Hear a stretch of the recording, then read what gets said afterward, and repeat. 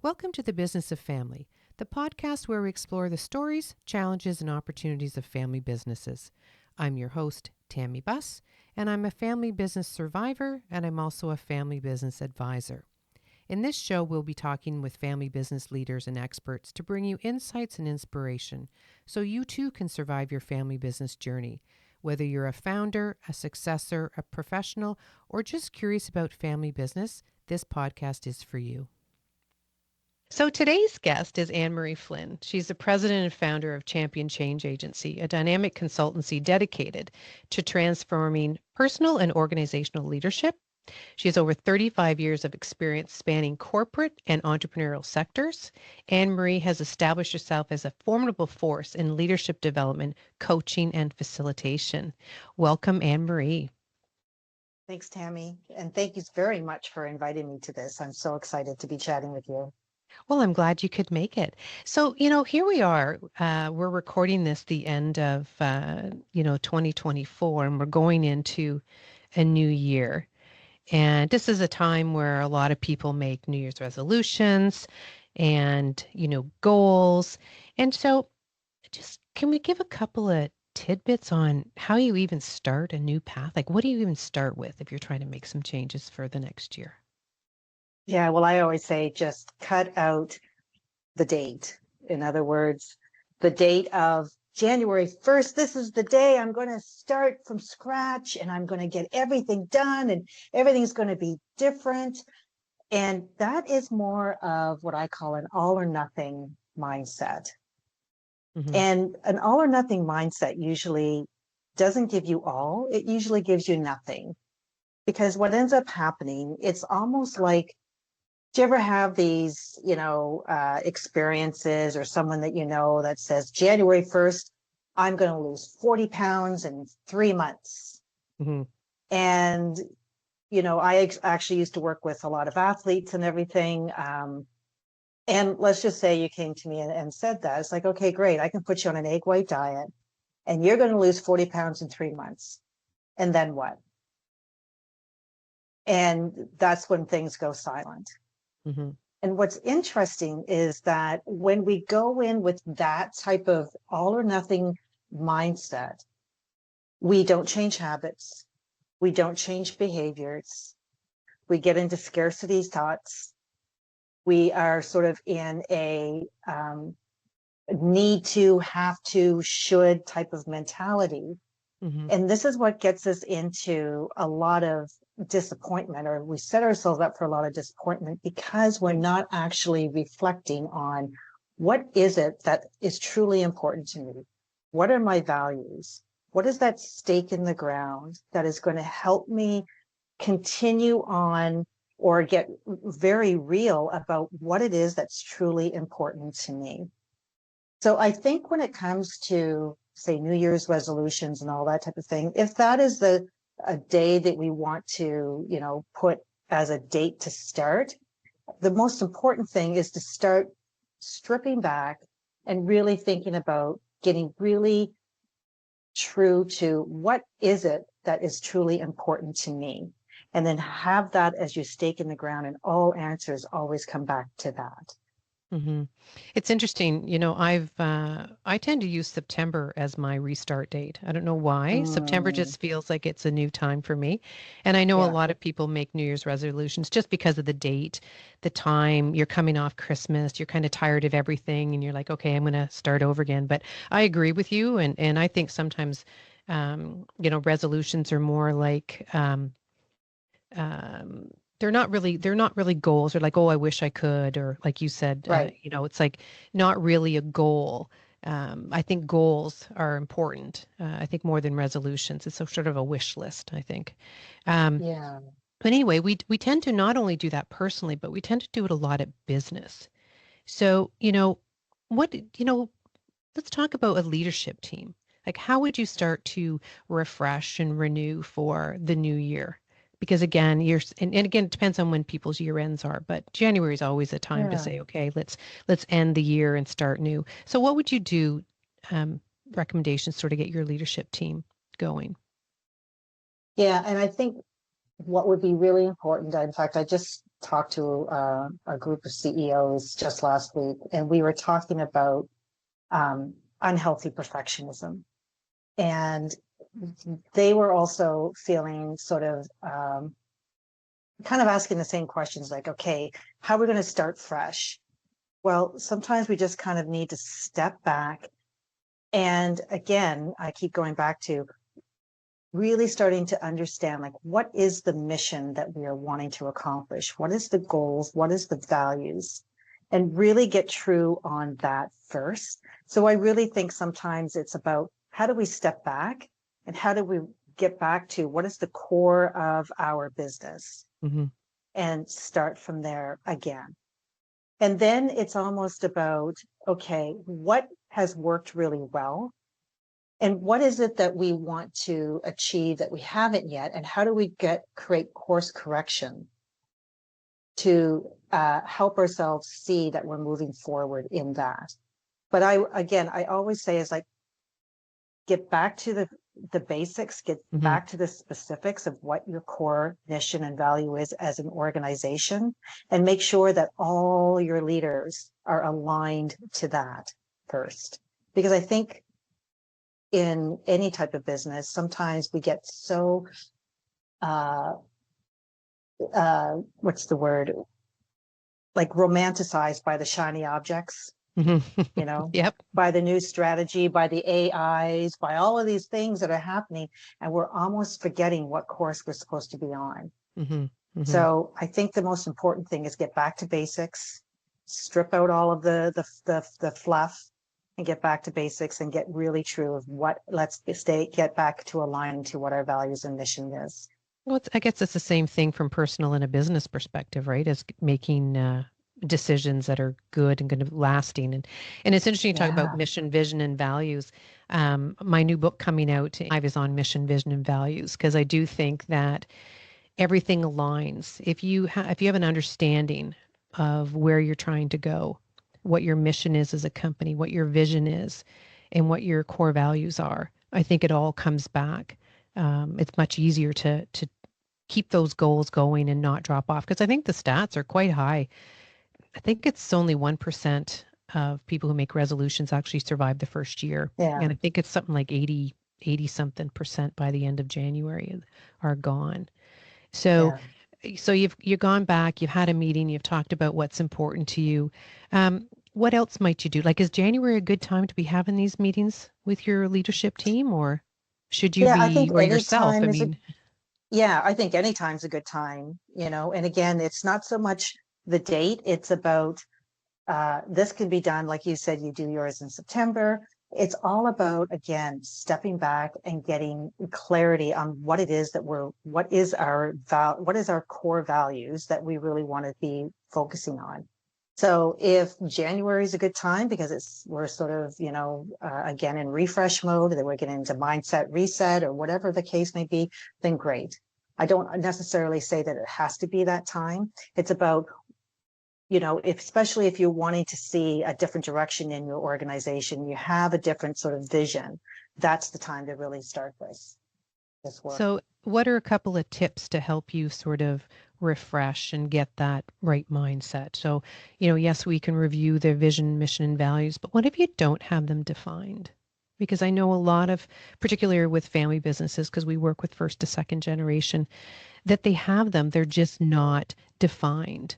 And, Mhm. so if you don't have that to review, what would be some other tips? Or is the tip to get them? I was just about to say the tip is to get them number one, because again, how do we create, again, that stake in the ground that we know what answers we're going back to? We know what we're going back to answer a specific question, right? So it's all about creating that really strong, again, I keep going to the value, the missions. It's like getting back to that and being very, very intentional. So let's just say, my mission is to make a difference in the lives of, women and entrepreneurs, for instance. So let's just say I'm coming and I have an opportunity to do a speaking engagement at a particular event, and I can go back. It's like, will this answer, if I was to do this particular speaking engagement, will it answer, or will it actually address or speak true to that stake in the ground of making a difference in the lives of women and entrepreneurs? And if the answer is no, then then it's very easy for me to say I'm going to decline that particular opportunity, because it doesn't answer, it doesn't come back to what my value and my mission is. Right. So I think that it's like, get back to basics. My father always used to use the KISS method. Have you ever heard of that? Yeah. Yeah. Yeah. So my father always used to say, keep it simple, stupid. However, I think sometimes working with our clients is keep it simple and sustainable. Oh, that's a So, good one. Yeah. yeah. So how do you practice the KISS method? And just, it's like, what's my stake in the ground? And all answers come back to that. And if it doesn't meet, if it doesn't align with that stake in the ground, then it makes it really easy for you to say no or to Mhm. say yes. So as a facilitator, a coach, um, when you're working with leadership teams, so of course you're going to go get the vision, mission, and values, I'm assuming, before you start working with the leadership team. Would that be correct? Yeah. And sometimes they don't even have that. Right. So Right. sometimes we even have to step back on that. So if they haven't had that, that's when we start to go into sort of value mining, I call it. Hmm. And it's sometimes it's as simple as I created this little exercise where, there's a whole bunch of values on the wall. And then the organizations like to say, okay, which ones speak to you? Okay, just throw them all out. Just throw them on a piece of paper. What's your, name 15 of them. And then what we do is I do is what I call this jungle exercise. And they have to go through this jungle to find out what is their priorities. How do they prioritize these values? And so in order to get through the jungle, there's like a man-eating tiger or something. It's quite silly, this man-eating tiger. And in order for them to get past this man-eating tiger, they have to give up a value. And so they have to continually give up values until they're to help them get through this jungle. But it helps them sort of, again, really get intentional of like, what are the values that I cannot let go of? Hmm. And what are just some of the nice to haves? And then they get into, like, say, their top 3 values. And then they're able, with those values, to create a mission statement around those values. Right. Right. And so Yeah. if you're going into, because maybe there's a company, again, a first, second generation company who's maybe got Mm-hmm. some family in the business, but are not really sure that they're ready for leadership. What are some of the tips that you would give, or how do you work with individuals to help them sort of see the potential in leadership and be able to move forward in the business that they're in? Yeah. And I would say every client that I have is different. So to come in with a textbook, um, sort of a template for every single one doesn't necessarily match where they're at. But I do sort of have some guidelines. So again, we start getting into, what are your values? What's important to you? We even So do is that for their personality individual tests. role? So is that for their It's, role, not even the company? So like, because yeah, if the company just doesn't have them. that, before you work with a company, would they have to have the mission, vision, and values? Or can you work with the leadership without having that defined from the company? Yeah, well, we can do either or, because I always say, like, every person is a business in themselves, right? So every person has a desired outcome, a life purpose. Every business has a desired outcome, a business purpose. So if you think about each individual as a business, or each business as a person, then you can see that they're dynamic, they're agile. There's things that they're naturally gifted with, and what are those gifts that maybe they don't even realize that they have. The other thing too that's so important about that is even understanding that, do they feel like, let's say, this particular business, that either a second generation business person, do they feel like this is a good match for, is this business really a good match for who they are? So how do you even decide what that is? So let's go through the steps, like, who are you really? Like, who are you in terms of your natural gifts? What are your values? Do those values match up with the organization's mission statement and values? And then from there, it's like, okay, then how do you start to see how your contribution can bring, and your natural gifts, how do you bring that into an organization? And then we start to kind of see how we can blend those two sort of personalities together so it feels like it's a living, breathing entity. Mm-hmm. Well, that's interesting because I know that a lot of first or second generation families struggle with, their kids either want in the business or don't want in the business, and they think there's a spot for them, or they're in and there shouldn't be a spot for them. And how do you actually Yeah. determine that from a leadership perspective?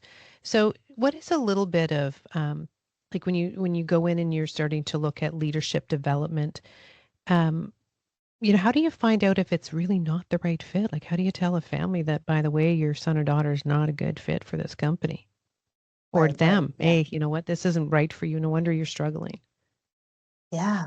And I think that is where it's like, with curiosity and compassion, is going to be extremely key in this process, because not everybody is a good fit for everything. Hmm. So I think sometimes finding out, again, going back to the values and everything, finding out, do these values match up? And let's just say they don't. How do we have that compassionate conversation and empowering conversation for both parties? So maybe the individual has now more clarity, and it's like, this doesn't feel like the right fit for me. And how do I empower myself to move towards what does feel right for me? And Hmm. then also with the family business, it's like, how do we actually see this as a gift and know that we can empower ourselves by, bringing someone else into the business that will provide the strengths that we have, that we require, that does have the same values and missions that we have. So sometimes parting ways is actually a positive thing, Hmm. but how do you have that crucial conversation? But again, I think it needs to come from it needs to come from a place of compassion and curiosity, and know that nothing is wrong. This is actually a gift that we're actually able to uncover. So again, we're going into a new year. This is, 2025 when this is airing. And a lot of businesses are making the resolutions, and one of them is to, do job roles or, grow or whatever it happens to be. So how would you determine, or how would the business determine when they should bring in someone like you to help with leadership development or coaching?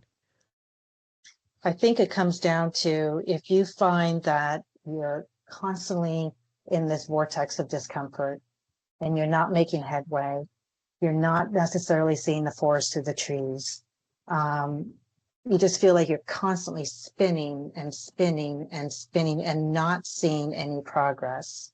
That's where sometimes it, I call this like the dreaded drama dynamic, when we feel like we're a victim of circumstance, when we're trying to rescue the situation and fix something that isn't necessarily working, where we're persecuting ourselves and others, like we're just in this cesspool of drama, but yet we're not moving forward.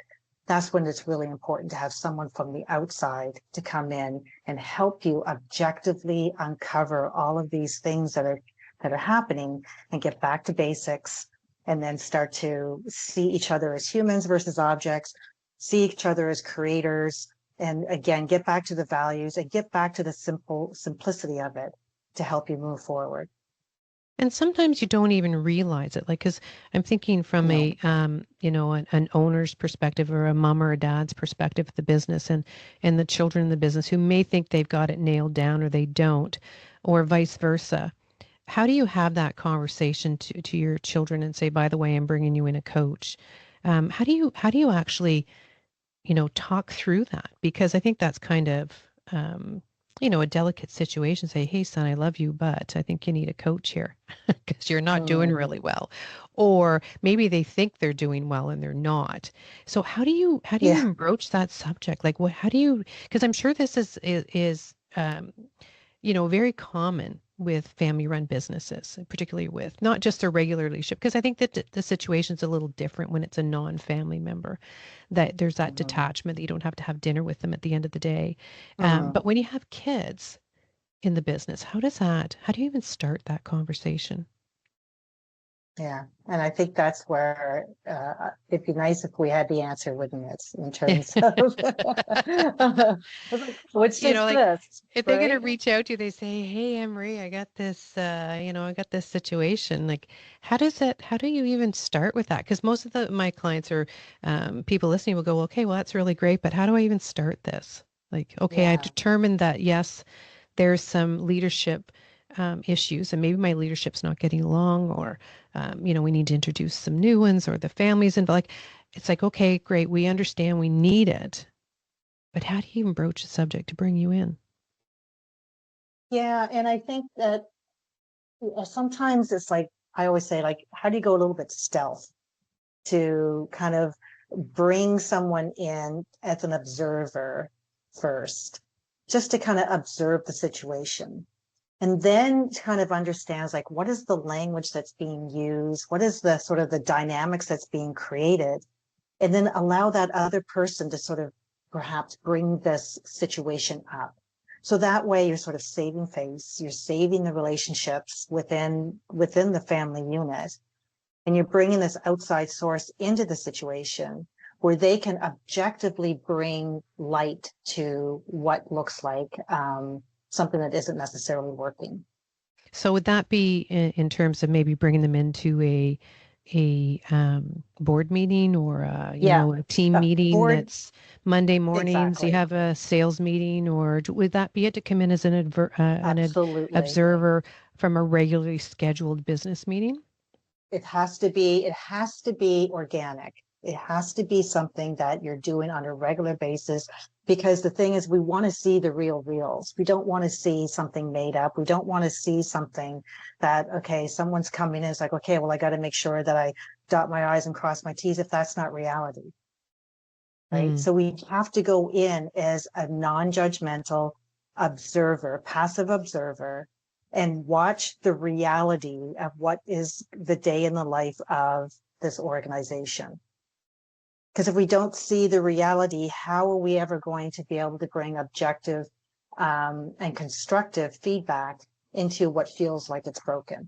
If we don't Hmm. actually see, if we don't actually see the breaks.